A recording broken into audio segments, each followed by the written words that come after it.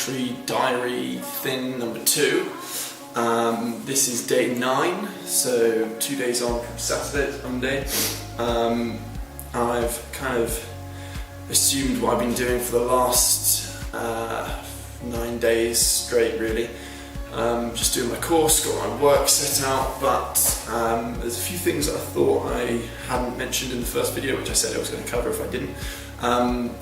One of those is kind of how this has all become possible, or how this is possible for me to do this right now, because obviously that's probably what I would ask if I had somebody saying they were just going to spend all their time doing this and not have to worry about other things. So I do have a job. I work as an online English teacher, so that allows me to be extremely flexible with when I work and how much I work. So for example, this week I'm teaching every day, but I teach in the evenings, or I can control that as much or as little as I want, which allows me to be completely flexible, work from anywhere, which has been a bit of a godsend over the last year, because I've been doing this teaching for a year now, and it's just allowed me to work in wherever I am at university, or whether I was away or travelling, or if I was back here at my dad's, which is where I'm at now, or at my mum's. I can just control, my income as much as or as little as I need. So what I'm doing over the next 6 months is just earning enough to keep myself going, and I'm basically doing that. Really, I'm just doing enough to keep myself sustained, and then otherwise everything else is just going to be dedicated to trying to spend as much time as possible learning and doing these qualifications, which aren't cheap. So that's one thing I wanted to clarify. So I do have a job, I'm just very flexible with how much I work and when I work. So number 2, the second thing is that I didn't include in it, which I'm going to get out now, is how long I think things are going to take. Obviously this is, these could be famous last words, because who knows how long it's actually going to take. But I gave myself between 6 to 7 months originally, because I was planning on doing my Crest CRT in that time frame. What I'm now planning on doing is maybe doing my Crest, maybe do my CPSA first and then see what the Crest situation is like. But months 1 to 3, I've broken it down. I'm going to be doing I'm going to try and be doing these CompTIA exams.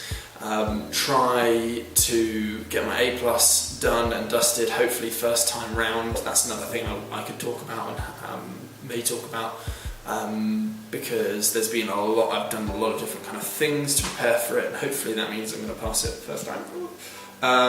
But allow a little bit of time for kind of resting in between, because currently I'm doing kind of 10 hours a day, sometimes more, sometimes less, 7 days a week for the last 9 days, and a bit longer than that actually. So I could probably keep going at this rate, but this has been where I've been sat doing this every day for many, many hours all throughout the day, plus walking the dogs and stuff like that. So I probably won't keep that going unless I really need to.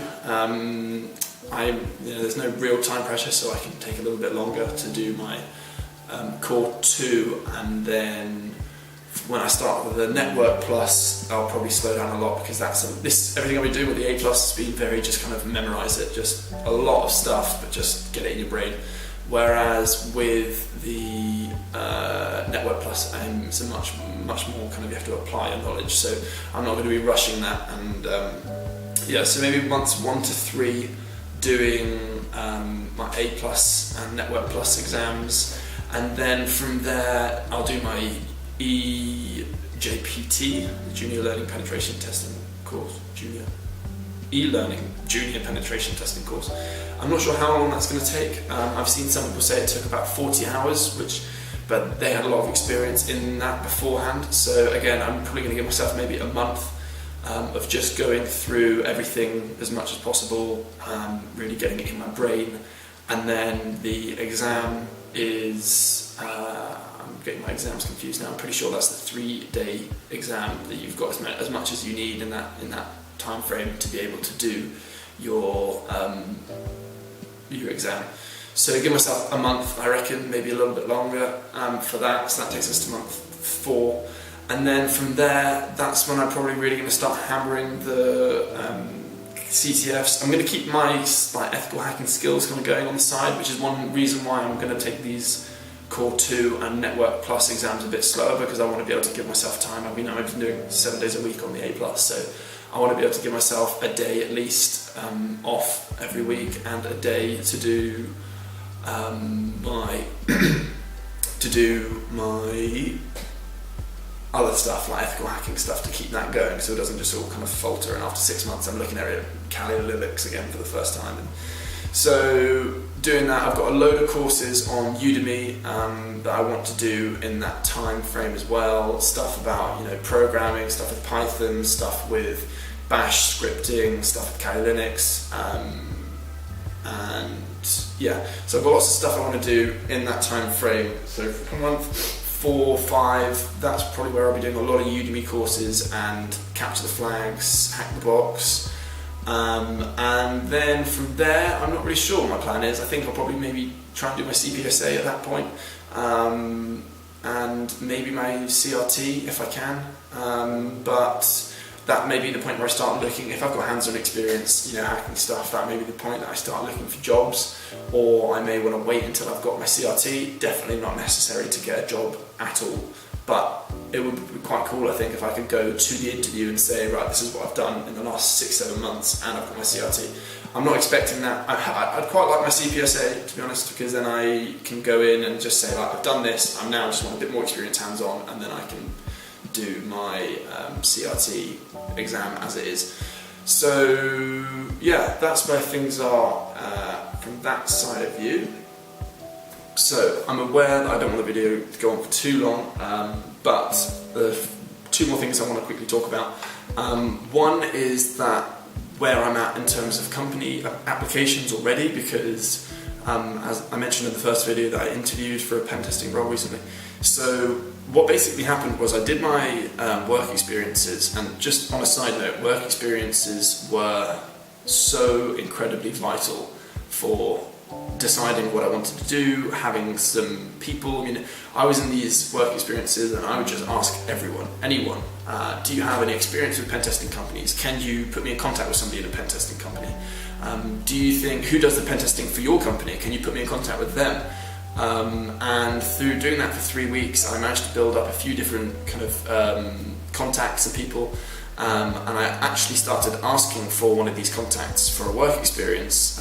I wasn't at the stage where I didn't feel ready to apply for a job, but I just wanted work experience, and doing one work experience at one place helps you get another one, and helps you get another one. So by the time I came to the 3rd one, saying that I'd already done 2 work experiences, they were a bit more like, oh, okay, yeah. So, and I got these just by asking people again. Just by asking people. One of my friends works in cybersecurity, so I asked him, I said, can I come in and just do 2 weeks work experience with you? And another person was from the pub that I kind of go to, and me and my dad, and he works in cybersecurity, so he put me in contact with somebody else. If you don't know people directly in cybersecurity, then if you just constantly ask people, ask around, and just try and see and beg and ask if you can get in the door somewhere, then after that it'll just kind of snowball. Anyway, so I applied for this. I asked this guy if I could do some work experience with him and his company, and he said, well, we're actually hiring people right now for junior roles. So I was a bit like, okay, wow, this may become a thing much sooner than I expected. So I applied for that as he told me to do. I had a first stage interview, past that they were happy for me to move on.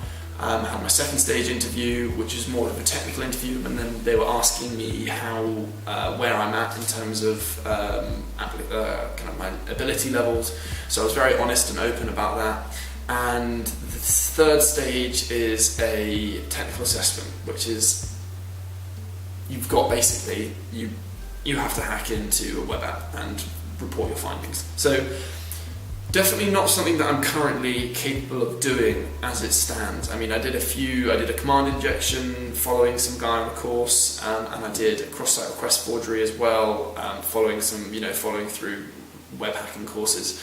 But that's when I stopped at that point and said, right, I want to do this, but I want to go back to get the basics. So, because I was just kind of blindly following these people without really knowing what I was doing, and I didn't really like that. So that was, that the second interview went really well from like a personal point of view, from like just getting along with him really, really well.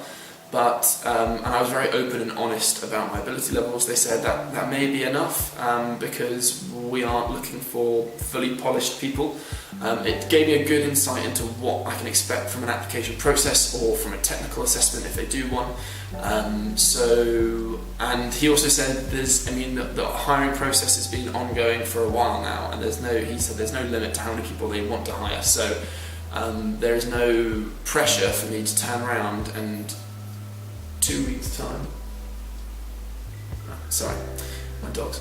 There's no pressure for me to turn around and in 2 weeks time teach myself everything I need to know about web hacking so I can put something out. I mean, I said if I replied saying, A, I've got an exam coming up so I don't want to do it right now, and B, I want to give myself a month to prepare for this, then do you think that would be a problem? And he said, I can't imagine that would be a problem. It's an ongoing process and there's no time pressure. People start whenever they're ready, and they're just going to keep on hiring people. So that is where I'm at with that application.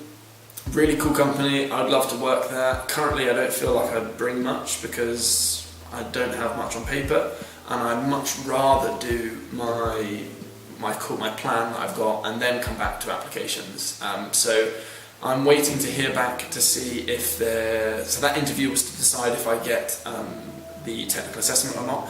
If I do, I will have to try and figure something out in terms of just delaying it until I'm ready, and if I don't, then I'm completely fine with that, because I admitted to him that I have very little, so he must have included that in his report or feedback, and so therefore if they look at that and say, well, he's not ready, then that's fine. Because they're a good company, and I feel that if I were to turn around in 6 months after having done my plan and say, hey, I'm back again, I've got more of an idea of what's going on now, I feel like it was only the technical side of things which really let me down. He seemed very happy with my mentality, my drive, my kind of passions and how I was going about things. It just wasn't the right time right now.